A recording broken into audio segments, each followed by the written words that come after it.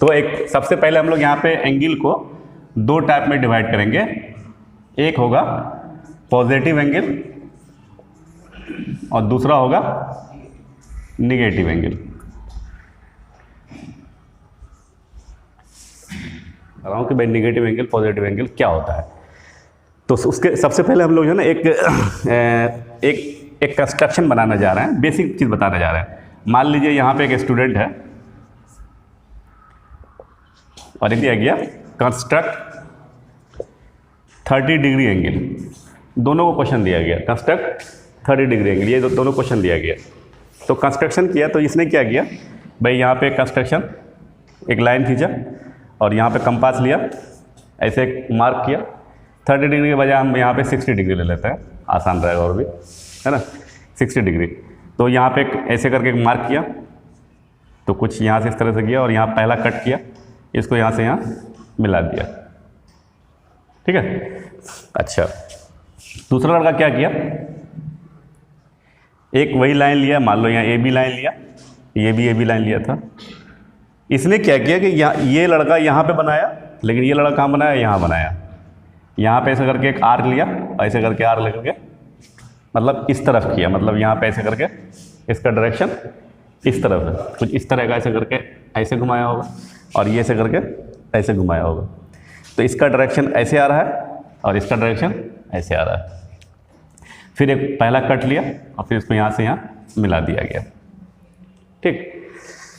अब जब आप प्रोटेक्टर से नापोगे ना, प्रोटेक्टर से अगर नापोगे तो 60 डिग्री ये भी दिखाएगा और 60 डिग्री वो भी दिखाएगा।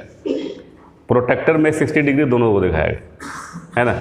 अब कैसे दिखाता है 60 डिग्री, देखिए प्रोटेक्टर में आप देख लीजिए कि इस तरह का हम लोग का प्रोटेक्टर है ना। यहाँ पे मान लो ऐसे करके 0 से लेकर मान लो 5, 10, 15, अंदर भी एक लाइन होगा 0, 5, 10, 15 करते करते कहाँ गया 180। किसी के पास प्रोटेक्टर है यहाँ पे अपने पास, किसी के बैग में प्रोटेक्टर है? अच्छा, ऐसा आपको दिमाग में आ रहा है कि ऐसा रहता है नहीं रहता? ऐसा रहता है ना। प्रोटेक्टर में इधर से भी 0 से लेकर 180 लिखा रहता है और इधर से भी लिखा रहता है 180। तो दोनों साइड से, इधर से भी लिखा हुआ है उधर से भी लिखा हुआ है, ठीक है।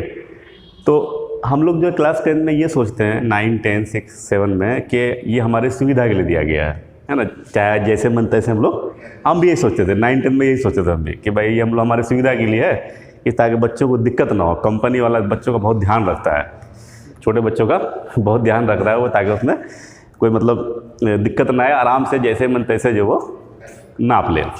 लेकिन एक्चुअल में ऐसा नहीं है ना। एक्चुअल में ऐसा कुछ नहीं है। कंपनी वो बच्चों के ध्यान के लिए नहीं बना रही है, वो उसका कुछ कॉन्सेप्ट है, सेंस है। एक तरफ की एंगल को वो पॉजिटिव एंगल दिखा रहा है और एक तरफ के डायरेक्शन को निगेटिव एंगल दिखा रहा है। पॉजिटिव और निगेटिव एंगल दिखा रहा है। मतलब क्या है कि जो एंगल इस डायरेक्शन में बन रहा है, और ये डायरेक्शन अगर देखा जाए तो हमारे पास एक घड़ी है और ये 12 बजता है, यहाँ 6 बज रहा है, मान लो यहाँ पे 9 बज रहा है और यहाँ पे 3 बज रहा है, ठीक। तो घड़ी का सुई जो है, मान लो एक यहाँ पे कांटा ये है, एक कांटा ये है। तो घड़ी का डायरेक्शन क्या है, इस तरह से होता है। आप मतलब दीवार वाली घड़ी को माइंड में सोचिए कि घड़ी का कांटा कैसे घूमता है, सही है। तो इस वाले डायरेक्शन को बोलते हैं हम लोग क्लॉकवाइज डायरेक्शन, और जो इसका उल्टा डायरेक्शन क्या होगा, एंटी क्लॉक होगा। तो ये जो डायरेक्शन है इसको बोलते हैं एंटी क्लॉक, एंटी क्लॉक। और ये जो डायरेक्शन है ये है क्लॉक। ये एंटी क्लॉक और क्लॉक का कॉन्सेप्ट अगर आप यहाँ पे क्लियर कर लेंगे तो फिर कोऑर्डिनेट ज्योमेट्री में भी यही कॉन्सेप्ट आता है। कोऑर्डिनेट ज्योमेट्री में जो थीटा एंगल हम लोग वो स्लोप के बारे में बात करते हैं, tan थीटा, तो where theta is anti clock direction या where theta is positive direction of x axis, ये बोला जाता है वहाँ पे। तो ये वाली कॉन्सेप्ट अगर यहाँ पे क्लियर रहेगा तो फिर वहाँ पे कोई बहुत बड़ी बात नहीं है। ये जो डायरेक्शन है एंटी क्लॉक और ये जो डायरेक्शन है क्लॉकवाइज इंडिकेटर, मतलब घड़ी के सुई के उल्टे दिशा में जो बनेगा उसको कहेंगे पॉजिटिव। ये वाला पॉजिटिव एंगल कहलाएगा और ये वाला क्या कहलाएगा, निगेटिव। घड़ी के सुई के दिशा से की तरफ जो बनेगा उसे हम लोग क्या कहेंगे, निगेटिव। क्लॉकवाइज डायरेक्शन में अगर एंगल आपको उस प्रोटेक्टर पे अगर आप एंगल पे रख के नापते हैं, वो क्लॉकवाइज डायरेक्शन वाले पे अगर मेजरमेंट आपको मिल रहा है, इसका मतलब वो आपको एक्चुअल में निगेटिव एंगल बना रहा है, ठीक है। और एंटी क्लॉक वाला क्या हो गया, पॉजिटिव। तो यहाँ पे अगर देखा जाएगा तो ये भी 60 डिग्री है, ये भी 60 डिग्री, बट ये प्लस 60 डिग्री है और ये माइनस 60 डिग्री। अब जैसे कोई मतलब बोतल का ढक्कन है, बोतल का ढक्कन अगर आप खोलेंगे, दुनिया में जितना भी पेच है, पेच जो होता है घुमाने वाला, स्क्रू है या ढक्कन है या और कोई चीज़ है, तो वो सारा का सारा जो होगा एंटी क्लॉक में खुलेगा, एंटी क्लॉक में खुलेगा, क्योंकि एंटी क्लॉक क्या है, पॉजिटिव है, एंटी क्लॉक पॉजिटिव है, और क्लॉक में बंद होगा। कभी कभी आप घर में आप किसी डब्बे का ढक्कन उक्कन अगर आपका लगा हुआ है, पेच सिस्टम है, वो बहुत पुराना पड़ा हुआ है, आपके घर के मतलब लेडीज़ से अगर आपको नहीं खुल रहा है तो आपको खुलने के लिए दिया गया, क्या है थोड़ा ढक्कन खुलिए भाई, नहीं खुल रहा है, तो कभी कभी माइंड में आपको आएगा कि अरे यार ये ढक्कन मेरा खुल रहा है कि बंद हो रहा है, मान लो ऐसा तो नहीं हम और टाइट कर रहे हैं। तो जैसे ये कन्फ्यूज़न आ जाए तो आप घड़ी के सुई को दिमाग में बैठाइए, घड़ी का सुई जिस तरफ घूम रहा है उस तरफ अगर घुमा रहे हैं, इसका मतलब आप ढक्कन लगा रहे हैं, ढक्कन को टाइट कर रहे हैं। और अगर घड़ी का सुई का माइंड में लगाइए कि घड़ी की सुई का उल्टा दिशा में आप हाथ को घुमाइए, जैसे मान लीजिए हम ऐसे घुमाएंगे तो ये वाला डायरेक्शन क्या है, सीधा वाला है, मतलब सीधा मीन्स के क्लॉकवाइज है, तो ऐसे करके ढक्कन क्या करेगा, टाइट हो जाएगा। और अगर ऐसे घड़ी के सुई को उल्टा घुमाएंगे तो ये खुलेगा। जितना भी ढक्कन होगा, जितना भी स्क्रू होगा, वो इसी लॉ पे फॉलो होता है।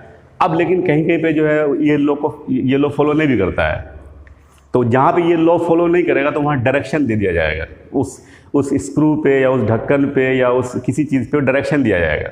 उसमें कहेगा कि भाई ऐसा डायरेक्शन मतलब एरो बना दिया जाएगा कि इधर से खोलिए आप। जैसे ये पेन है, ये पेन है, इसका डायरेक्शन क्या, इसको अगर खोलोगे, मान लीजिए ये हम नया वाला पेन देते हैं, देखिए ये जो पेन है ये तो ऐसे खुलने वाला है, इसका खोलोगे ना तो ये क्लॉकवाइज में खुलेगा, एंटी क्लॉक में लगेगा। और तो इसलिए ऐसा बना दिया गया है एरो का, देखो यहाँ एरो बना हुआ है, ये एरो बना हुआ है, कोई भी चीज़ जो है इस पर एरो बना दिया जाएगा कि अगर मतलब लॉ के उल्टा अगर ये काम करेगा तो वो एरो बना दिया जाएगा। ऐसा क्यों किया जाता है, क्योंकि इंसान की टेंडेंसी होती है कि बार बार ढक्कन खोलना बंद करना खोलना। अगर आपके पास कोई एक बोतल सामने रखा हुआ हो, ठीक है, 10-15 मिनट आपके सामने बोतल रखा हो, आपका हाथ अपने आप जो है ना ऊपर ढक्कन खुलेगा, वो मतलब इंसान की मेंटेलिटी है ये। और खास कर छोटे बच्चे तो और ज़्यादा करते हैं, छोटे बच्चे और ज़्यादा करते हैं, बड़े चलो मान लो पड़ा हुआ कोई फर्क नहीं पड़ता, लेकिन छोटे बच्चे के सामने अगर ढक्कन दे दिया, स्क्रू दे दिया जाए, कोई नट दे दिया जाए, वो जब तक खुलेगा उसको चैन नहीं मिलेगा। तो इंसान का हाथ जो है ना जनरली वो मतलब खुलने वाला डायरेक्शन में काम करता है। तो ये पेन क्या है कि अगर मान लीजिए बार बार इसको खोला जाएगा तो ये एयर ले लेगा, तो जिसके अंदर इंक सूख जाएगा, तो इसलिए आदमी खोलना चाहेगा तो ये खुलेगा और क्या हो जाएगा, टाइट हो जाएगा। तो अच्छा, बहुत सा व्हील ऐसे होता है कि जैसे आप लोग बाइक चला रहे हैं तो उसका जो व्हील उसका जो पेच में कसा हुआ होता है तो वो उल्टे डायरेक्शन में कसा रहता है, मतलब जिस डायरेक्शन में खुलने वाला उस डायरेक्शन में नहीं रहेगा, उल्टा डायरेक्शन में कसा हो रहा है, क्योंकि व्हील अगर चलेगा चलते चलते मान लूँगा कि और जो है खुल जाएगा। तो जो भी स्क्रू होगा, जो भी ढक्कन होगा, इस डायरेक्शन में खुलता है और इस डायरेक्शन में बंद होता है ना। मतलब 95% केस में ऐसे ही होता है, जिसमें नहीं होता है तो उसमें बता दिया जाता है, उसमें लिख दिया जाता है कि भाई आप इस तरह से इसको खोलिए, इस तरह से बंद कीजिए। आगे ठीक, अब हम लोग बात करेंगे इसका जो मेन टॉपिक है कि तो सबसे पहला होता है जिसका नाम है एंगल को नापने का जो सिस्टम है, जिसको बोलते हैं हम लोग सेक्साजेसिमल सिस्टम, ठीक है। इसका दूसरा नाम जो है हम लोग इसको डिग्री मेजर भी कह सकते हैं, डिग्री मेजर। अब यहाँ से थोड़ा सा आप लोग नोट करना स्टार्ट करो। One right angle is divided into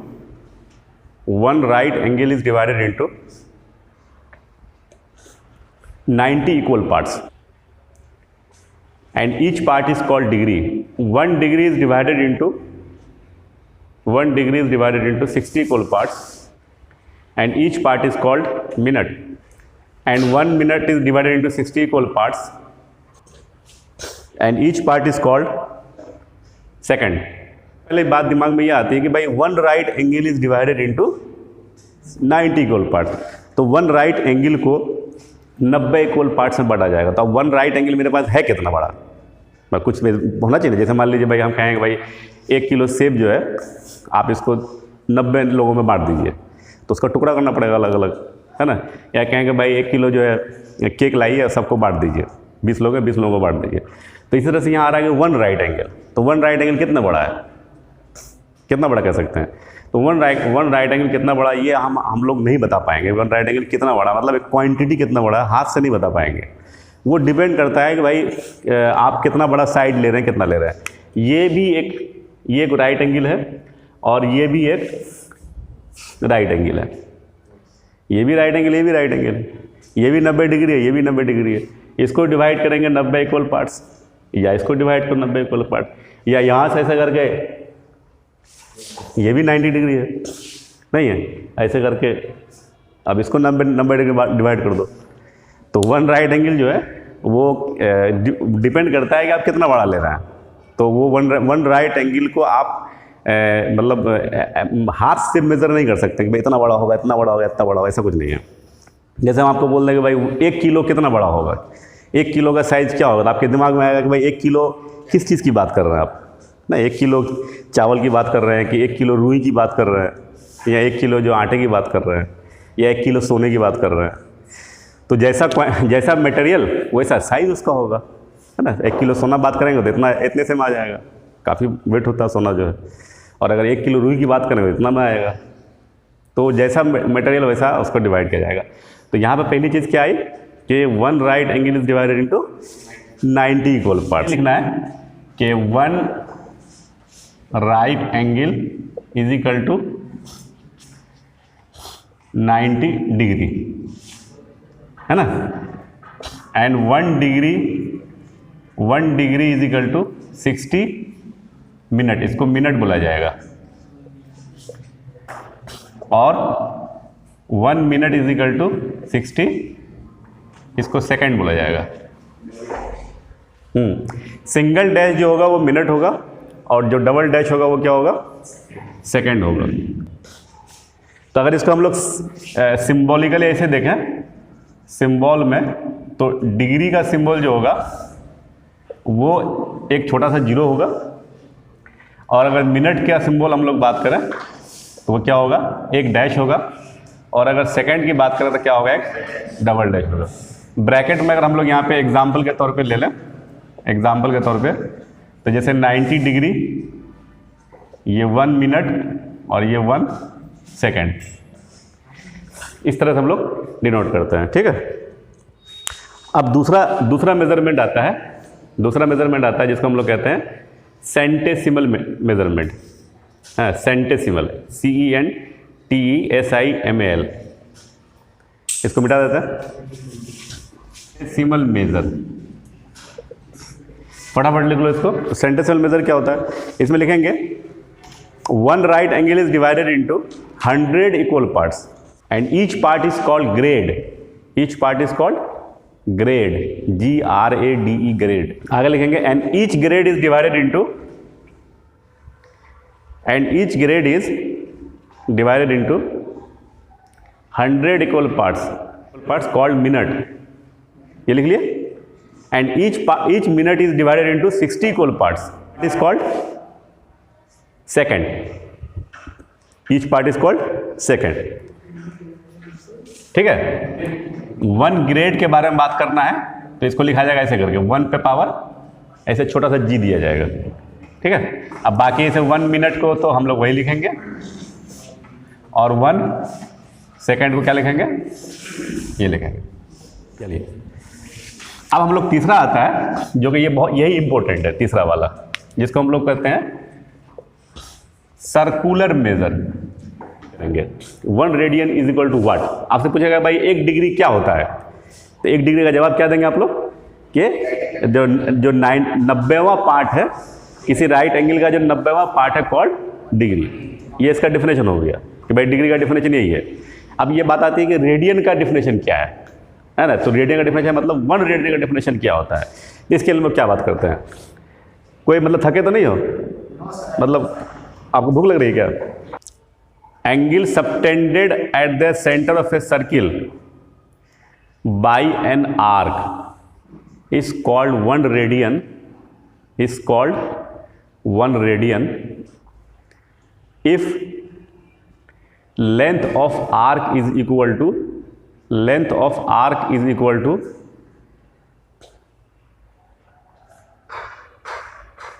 length of radius। हुआ कि किसी सर्किल के सेंटर पे कोई एंगल सबटेंड अगर करता है तो एंगल सबटेंड करेगा, जाहिर सी बात है कि रेडियस इधर आएगा, रेडियस इधर आएगा। ये मान लो कि सेंटर है, यहाँ पे कोई एंगल थीटा सबटेंड किया, थीटा सबटेंड किया, ये जो एंगल है 1 रेडियन कहलाएगा अगर ये वाला लंबाई, मतलब मान लो ये L है, यहाँ से कितना है, ये L है, ये O हो गया, ये A हो गया, ये B हो गया, ये मान लो R है। अगर AB की लंबाई OA के बराबर हो जाए, है ना, AB की लंबाई OA के बराबर हो जाए, तब जो एंगल सबटेंड करेगा उसी को हम क्या कहेंगे, 1 रेडियन कहेंगे। उसी को क्या कहेंगे, 1 रेडियन। बात समझ में आ रही है? तो अब यहाँ पे बात अगर आएगा कि भाई 1 रेडियन कितना बड़ा होता है, तो नहीं बता पाएंगे, हाथ से भी नहीं बता पाएंगे। अगर बहुत बड़ा सर्किल है तो बहुत बड़ा 1 रेडियन होगा, है ना। जैसे इतना बड़ा सर्किल है तो यहाँ पे जो मान लो, तो ये तुम्हारा क्या कहलाएगा, ये वाला मतलब ये लंबाई यहाँ से यहाँ तक लंबाई और ये लंबाई बराबर हो गया तो ये कहलाएगा 1 रेडियन। एकदम छोटा सा अगर सर्किल हो जाए, एकदम छोटा सा, तो तब भी ये 1 रेडियन कहलाएगा। तो 1 रेडियन का डेफिनेशन क्या होता है कि सेंटर पे, इसको अगर अपनी भाषा में लोग बात करें तो सेंटर पे जो एंगल सबटेंड करेगा, अगर आर्क की लंबाई, ये जो आर्क की लंबाई है रेडियस के बराबर हो जाए तो उसे हम लोग क्या कहेंगे, 1 रेडियन कहेंगे। बात क्लियर? सिंबल क्या क्या होगा, अगर मुझे 1 रेडियन को डिनोट करना हो तो सिंबल क्या होगा, 1 पे ऐसे छोटा सा C देंगे, 1 पे। अब यहाँ पे एक बात नोट करने वाली, ध्यान रखने वाली बात क्या है कि अगर जिस एंगल के ऊपर सिंबल नहीं दिया जाएगा, जिस एंगल के ऊपर सिंबल नहीं दिया जाएगा तो उसे हम लोग रेडियन मानते हैं। तो अगर हमको ये पता चल जाए कि ये जो हमारा 1 डिग्री बड़ा है कि 1 रेडियन, मतलब रेडियन बड़ा है, तो चूंकि जो साइन का मान 0 से जब आगे बढ़ते हैं तो इंक्रीज करता है। टेबल में अगर देखें साइन 0 0, साइन 31/2, साइन 55 1/√2, तो जैसे जैसे हम लोग 0 से इंक्रीज करते हैं तो साइन का मान बड़ा होता है, यानी कि जो सबसे छोटा होगा उसकी वैल्यू सबसे छोटी होगी, जैसे बड़ी होगी तो बड़ी होगी। तो अगर मान लीजिए अगर 1 रेडियन बड़ा हो और 1 डिग्री छोटा हो तो इसका मतलब साइन 1 की वैल्यू ज़्यादा होगी। तो हमको पहले ये जानना पड़ेगा भाई 1 रेडियन बड़ा है कि 1 डिग्री बड़ा है। ये अगर पता चल जाएगा तो हम आराम से पता कर सकते हैं। तो ये भी अभी आप जान लेंगे आप लोग कि भाई कौन सा बड़ा है, 1 रेडियन बड़ा है कि 1 डिग्री बड़ा है। अगला टॉपिक है जिसका हम लोग पढ़ना है, ये relation between degree and radian, degree and radian, कि डिग्री को रेडियन में कैसे बदलेंगे, रेडियन को डिग्री में कैसे बदलेंगे। मतलब इस पूरे एक्सरसाइज का मेन मकसद यही है। तो पहला रिलेशन क्या कहते हैं कि कहा जाता है कि पाई रेडियन को हम लोग 180 डिग्री मानते हैं, इसलिए 1 रेडियन इज इक्वल टू क्या हो जाएगा, 180/पाई। अब ये क्या हो गया, डिग्री में कन्वर्ट हो गया। अब मुझे अगर 1 रेडियन की वैल्यू पता करना है तो पाई का मान 22/7 रखेंगे। दूसरा लिखेंगे इसी को कि 180 डिग्री इज इक्वल टू बोला जाता है पाई रेडियन, इसलिए 1 डिग्री इज इक्वल टू क्या जाएगा, पाई/180, है ना, रेडियन। अब इन दोनों को कंबाइन करके एक रिलेशन लिखेंगे हम लोग, D/180 इज इक्वल टू C/पाई। D से हमारा डिग्री बताएगा और C हमारा बताएगा रेडियन। मतलब इन दोनों रिलेशन को, ये हुआ एक तरह का यूनिटरी मेथड से, और इन दोनों को यहाँ कंबाइन करके हम यहाँ लिख दें। मतलब अगर हमें डिग्री से रेडियन में बदलना हो तो यहाँ पे डिग्री की जगह रख देंगे, C निकल के आ जाएगा, पाई का मान 22/7 रखेंगे। अगर आपको रेडियन दिया हुआ है, आपको डिग्री में बदलना है तो वहाँ रख देंगे, यहाँ निकल के आ जाएगा। ठीक है, तो कुछ स्पेशल जो कन्वर्जन है उसको याद रखा जाता है। ठीक है, इसको पहले उतार लो जल्दी से फटाफट। हम यहाँ पे कुछ स्पेशल कन्वर्जन को लिखने जा रहे हैं। ठीक है, यहाँ पे इधर लिख रहे हैं डिग्री, इधर लिख रहे हैं रेडियन। यहाँ पे हम लोग 0 लिख देते हैं, 30, 45, 60, 90, 180 और 360। अब देखो हम जो फॉर्मूला आपको बताए d by 180 is equal to c by pi, तो ये बताए अगर हम लोग जीरो की बात करते हैं तो जीरो ही रहेगा, कोई दिक्कत नहीं है। अब 30 को अगर हम लोग रेडियन में बदलना चाहें तो क्या करेंगे, 30 की जगह ये लिखेंगे 180 सी बटे पाई, ये कट जाएगा, 3 कट गया, this implies c is equal to pi बटे 6। आया कि नहीं आया, क्रॉस मल्टीप्लाई कर देंगे तो 30 डिग्री इज इक्वल टू कितना हो जाएगा, पाई बटे 6। अच्छा 45 को बदलना चाहेंगे तो पाई बटे वहाँ पर रख देंगे, है ना। जैसे मान लो कि हम ये इसको बदलना चाह रहे हैं 45 को, तो देखो ये 45 डिग्री जगह 45 बटे 180 इज इक्वल टू सी बटे पाई। तो यहाँ पे अगर ये कितना से कट जाएगा, 4 से कट जाएगा, तो कितना हो जाएगा 4 into c is equal to pi, इसलिए c is equal to pi by 4। Pi by 4 45 को बोलते हैं, ठीक। तो पाई बटे 4 ये कितना हो जाएगा, इस तरह से पाई बाई 3, इसको पाई बटे 2, इसको पाई और इसको 2 पाई कहा जाता है। कि हमारे पास एक क्वेश्चन है, find the degree measure corresponding to the following radian measure ना, ये दिया हुआ है। मान लेते हैं कि हमारे पास 11 बटे 16 पहला क्वेश्चन, दूसरे का हम पहला बनाने जा रहे हैं, ठीक है। दूसरे का पहला एक्सरसाइज है 3.1। क्वेश्चन दिया हुआ है कि 11 बटे 16, 11 बाई 16, इसमें कह रहा है कि ये रेडियन में है, इसको किस में बदलना है, डिग्री में बदलना है। लीजिए हमारे पास फार्मूला है d बटे पाई इज इक्वल टू सी बटे d बटे 100 इज इक्वल टू सी बटे पाई, हमारे पास फार्मूला है। तो डिग्री हमारे पास ये c है, तो यहाँ रखेंगे d इंटू पाई, यहाँ रख देते पहले d बटे 180 इज इक्वल टू सी का मान कितना है 11 बाई 16 इंटू पाई, ठीक है। तो अब यहाँ पे और d बटे 180 इज इक्वल टू 11 बाई 16 और यहाँ 22 बटे 7 मान रखते हैं, तो 22 यहाँ हो जाएगा, ऊपर क्या चला जाएगा 7 हो जाएगा। तो इसको थोड़ा सा काट लेते हैं जो कटने उठने वाला हो, तो 11 दूना 22। अब इधर से ये भी काट सकते हैं आराम से, तो ये कितना हो जाएगा 90 हो जाएगा, और ये 2 8 16 और ये कितना हो जाएगा 45, सही है। तो अब ये कितना आ गया हमारे पास 8 into d, 8d is equal to 7 into 45, इसलिए d इज इक्वल टू कितना आया 7 इंटू 45 बटे 8।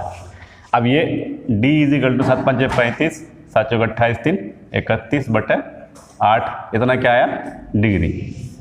ये बुक में आंसर नहीं मिलेगा आपको, आप सोचोगे ये आंसर हो गया, तो नहीं, ये आंसर नहीं हुआ अभी। इसको हमें फिर मिनट में बदलना है, इसको सेकंड में बदलना है ना।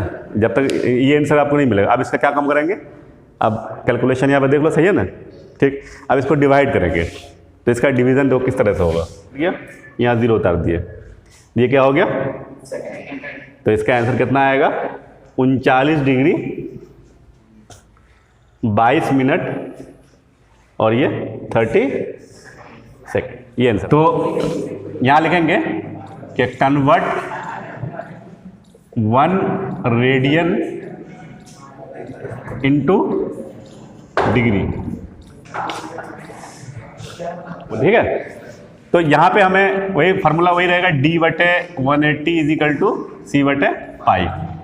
तो कन्वर्ट 1 रेडियन इंटू डिग्री, तो हमको यहाँ पे d लिख देते हैं 180, यहाँ पे तो 1 ही लिखाएगा, यहाँ पर 22 नीचे ऊपर चला जाएगा 7, तो ये हो जाएगा हमारा तुम्हारा 20, इसको काट देते हैं ना, 11 और ये 90, तो 11d is equal to 7 into 90, इसलिए d इज इक्वल टू कितना हो गया 630 बटे 11, इतना हो गया। अब हम लोग इसको डिवाइड कर लेते हैं, तो 11 से डिवाइड करोगे तो 3 5 8 हो गया, ये कट गया 0, तो और ये 11 से करेंगे तो 11 एकन 11 7 कट गया 0, 11 छक्के 66, 4 कट गया, फिर 60 से करेंगे तो 6 चौके 24 240 फिर 11, तो 11 दूना 22, 2 0, 11 का 11, 9, ठीक है।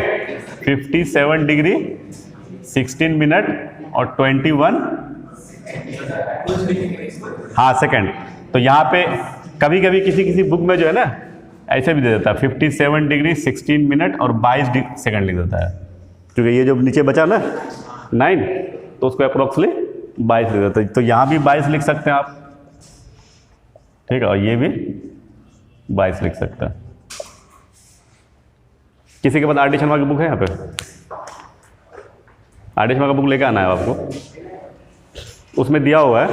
हाँ देखिए 57, देखिए आर डी शर्मा लिखा है 57 डिग्री 16 मिनट और 22 सेकेंड। तो अब मेरा अगर सवाल अगर ये है कि साइन 1 बड़ा है कि साइन 1 डिग्री और साइन 1 छोटा है कि साइन 1 डिग्री, तो कौन सा सही होगा? ऊपर वाला सही माना जाएगा, क्योंकि 1 में डिग्री और तीसरा ऑप्शन है कि sine 1 is equal to sine 1 degree. तो जनरली लोग इसी को सही मान लेता है, जनरली लोग साइन 1 बराबर साइन 1 डिग्री, जनरली इसी को लोग सही मान लेता है। तो ये क्या सही नहीं है? उन्होंने अभी 1 रेडियन के बारे में बात किया था। ये हमारा R है, ये हमारा L है, ये हमारा O है, ये हमारा B है। ये क्या है? 1 रेडियन है। 1 रेडियन कब था? जब L इजिकल टू R था। R को नीचे लेके आओ तो L is equal to L by R is equal to यहाँ कितना बचा? यहाँ पे यहाँ 1 बचा, तो L by R is equal to क्या बता? 1। तो अगर L और R की वैल्यू बराबर हो जाए तो मतलब 1 रेडियन कहलाएगा। लेकिन अब L और R की वैल्यू अगर बराबर नहीं आए तो हम लोग क्या कह सकते हैं? ये वाला एंगल इजिकल टू ये है। अगर इफ यहाँ पे लिखेंगे if L is equal to R, if L is not equal to R, L is not equal to R, अगर L R के बराबर नहीं हो, ये लेंथ और ये आर्क बराबर नहीं हो, तो हम लोग क्या इसको L बटे R is equal to theta लिख सकते हैं। मान लो ये थीटा डिग्री है, इस केस में क्या मान लें इसको? ये R हो गया, ये L हो गया, ये O हो गया, ये B हो गया, और ये क्या हो गया? थीटा हो जाएगा। तो L बटे R को क्या मान सकते हैं? थीटा। तो मतलब ये हो गया कि किसी सर्किल के अंदर अगर एंगल सबटेंड किया हुआ है उसको निकालने का फॉर्मूला निकल के आपके पास आ चुका है, ये कि थीटा कितना हो जाएगा? L बटे R। अब यहाँ पे लेके एक बात क्या ध्यान रखना, where theta is in radian, theta जो निकल के आएगा वो हमारा क्या निकल के आएगा? रेडियन में निकल के आएगा।